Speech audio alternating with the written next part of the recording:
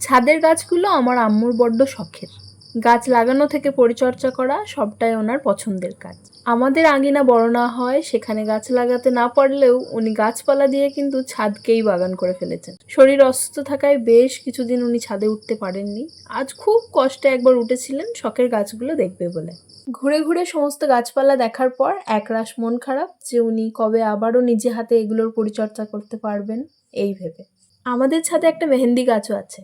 পাতা মেহেন্দি পড়তে বেশ ভালোবাসি, তাই মন করলেই যেন পড়তে পারি, তাই মেহেন্দি গাছটাও লাগিয়ে রেখেছেন আম্মু। এই সময় মেহেন্দি গাছে ফুল ফোটে আর বাতাসের সাথে ওটার সুগন্ধটা এত মিষ্টি এবং স্নিগ্ধভাবে ছড়ায়, বেশ ভালো লাগে। যাদের বাড়িতে হয়তো আছে তারা বুঝতে পারবেন। ফলের ভারে ভেঙে যাওয়া সেই ড্রাগন ডালটা, ফলটায় কালারও এসে গেছে। দেখি দু একদিনের মধ্যে এটাকেও তুলে নেব। আর সেদিন যে পরাগায়ন করেছিলাম আমি ফুলটাই, সেটাই যে এখন একদম ছোট্ট ড্রাগনে পরিণত হয়েছে। কিছুদিনের মধ্যে এটাও বড় হয়ে যাবে।